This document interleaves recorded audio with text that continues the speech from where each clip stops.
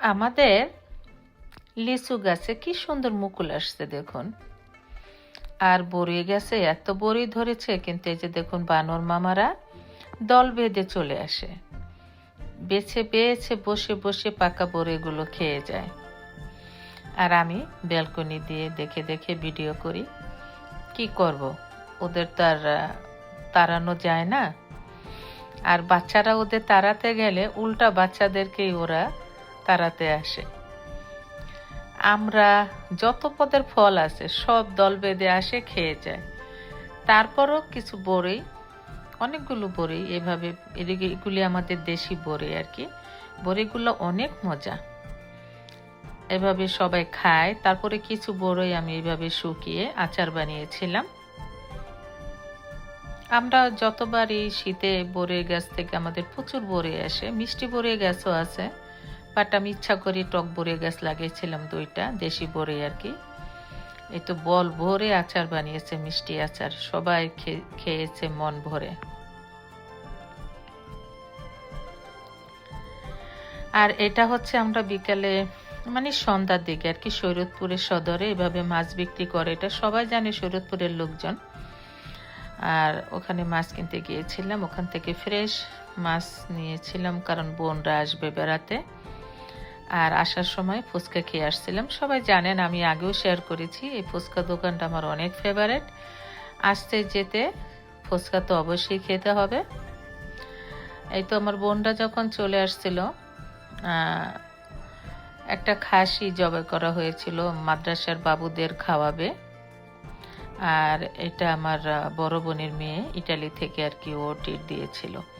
এই তো আমাদের সোবাহানা আর চারু, মেহমান অনেক আসছে, ওরা 4-5 দিন ছিল, কিন্তু সবাইকে তার ভিডিও করা যায় না। আগেও বলেছি, আমাদের ফ্যামিলির কেউই সোয়াব হতে চায় না, বা আমিও চাই না। এই তো এই যে মাদ্রাসার বাবুদের খাওয়ানো হচ্ছে, সবাই নিয়ে ওদের নিয়ে খাচ্ছে। একটু সামান্য একটুখানি ফুটেজ নিয়ে আসছিল।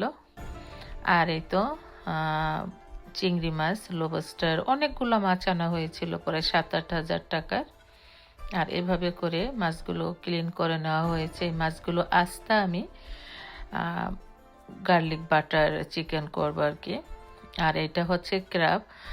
আর এই ক্র্যাবগুলো ঢাকা থেকে আমি আনিয়েছিলাম আমার ভাইকে দিয়ে, তো ফ্রোজেন করা ছিল, অনেকগুলো এনেছিল। আমরা এর আগেও কুক করে খেয়েছি। তো আজকে আমার বোনরা আসছে, কিছু কুক করব।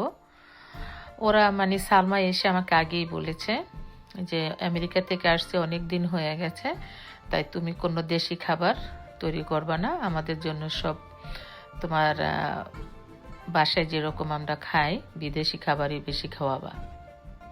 তো যেমন কথা তেমন কাজ। তো বেশিরভাগই ওয়েস্টার্ন ফুডেই তৈরি করতাম ওদের জন্য, আর দেশি খাবারও ছিল। এই তো এই যে ব্যাসিল ক্র্যাব কারি করেছিলাম, খুবই মজা হয়েছিল আলহামদুলিল্লাহ।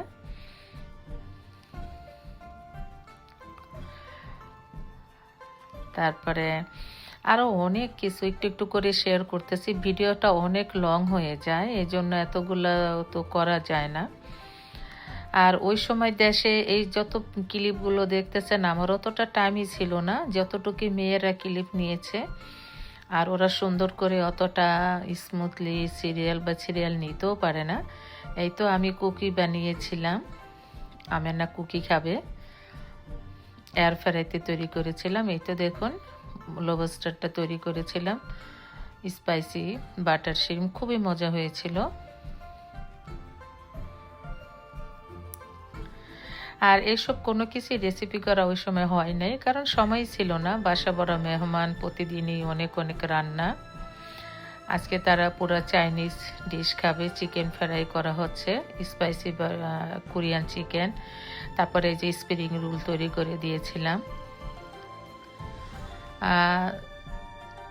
এটা শিরিমি স্প্রিং রোল ছিল।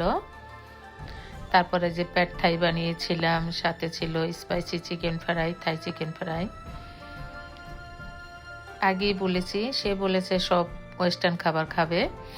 তারপরও চেষ্টা করেছি মাঝে মাঝে, এগুলি সব বিকালের নাস্তা, দুপুরের খাবার না, এগুলো জাস্ট এক্সট্রা করে বিকালে খাওয়ানো হয়েছে। দুপুরে তো বাংলাদেশি ভোজ ঠিক মতনই হয়েছে সবার জন্য। আমরা তো প্রায় মেহমান গেস্ট আমাদের বাসায়। আমি যখন দেশে থাকি আগেও বলেছি প্রায় 40-50 জন ফ্যামিলি মেম্বার থাকে। এই তো স্পাইসি চিলি চিকেন ছিল, তারপরে ফালুদা করা হবে, ফালুদার জন্য সব রেডি করা হচ্ছে। এদিকে বোবা, চটপটি,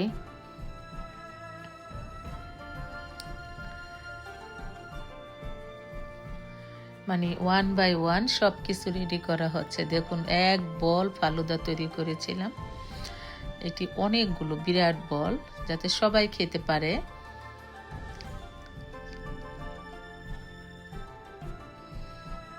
আর এটার মতন না, আমি দেশে গেলে আমাদের 3 মাস যে আমি থাকি, 3 মাস 3.5 মাস প্রতিদিনই এরকম কিছু না কিছু মানে আয়োজন, সবাইকে নিয়ে আনন্দ, সবাইকে নিয়ে এনজয় করা।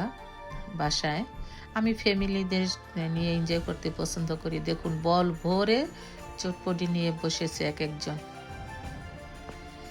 সবাই আমরা খেয়েছি, সবাইকে দেওয়া হয়েছে, তারপর তারাও সে মানে কিভাবে খাচ্ছে তাই একটু দেখালাম।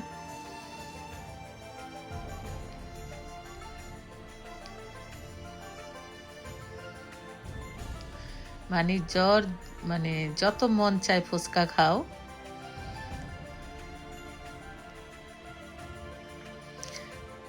কতগুলো যে ফুচকা বানানো হয়েছিল, ভাজা হয়েছিল, ওইটা আগে দেখাইনি। এই তো দেখুন সুবহানা বুড়ি। আর এইভাবে আমার রুমে, ওই রুমে, মানে আমার রুমে সবাই ঘুমাতে চায়, তাই দেখুন কি সুন্দর করে নিচে বিছনা করা হয়েছে, উপরে।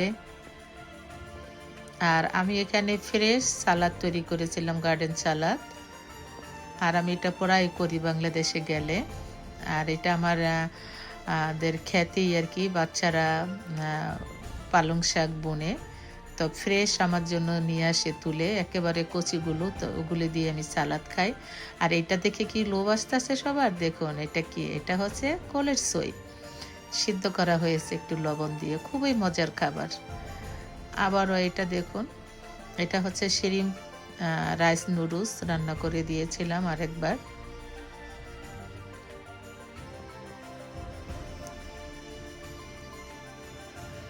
আর এভাবে করে বোনেরা আমার কাছে 4 দিন ছিল, কিন্তু এত মজা করেছি যে আমরা তো আর সবগুলো শেয়ার করতে পারি না ভিডিও, মানে কেউ কার ফেস চলে আসে বা কীভাবে আসবে, এত সময়ও পাই না। যাই হোক, একটু একটু করে আপনাদের সাথে শেয়ার করলাম। এটা আমরা বুটের হালুয়া তৈরি করেছিলাম। আমার হাতের বুটের হালুয়া খুবই পছন্দ করে এরা সবাই।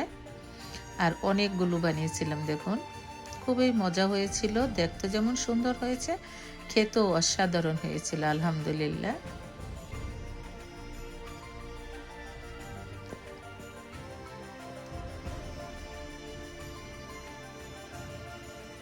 আমি একটু একটু করে আপনাদের সাথে শেয়ার করলাম। আমার ভিডিওটা যদি ভালো লাগে অবশ্যই লাইক কমেন্ট করে আমার পাশেই থাকবেন। আবার হাজির হয়ে যাব কোনো নতুন ব্লগ বা ভিডিও নিয়ে ইনশাআল্লাহ। আর দেশের ভিডিওগুলো বেশিরভাগই আমি ব্লগ করে রেখেছি, একটু একটু করে শেয়ার করি আপনাদের সাথে। আর কিছু রেসিপিও আছে, ওগুলো আমি এখনও, আমার অনেক ভিডিও জমে আছে। আর এটা দেখুন বিকেলে সন্ধ্যার পরে সবাই নারকেল চিড়া খাচ্ছে দেশি স্টাইলে, কি মজা তাই না? এটা আমার খুবই পছন্দ। আমি দেশে গেলে পরে এভাবে ওরা আমাকে করে দেয়, একেবারে নিজেদের গাছের নারকেল চিড়া ভাজা চিনি দিয়ে। আর এটা ছিল নান আর চিকেন। এই তো এই পর্যন্তই, আবার হাজির হয়ে যাবে ইনশাআল্লাহ। সবাই ভালো থাকবেন, সুস্থ থাকবেন। আল্লাহ হাফিজ।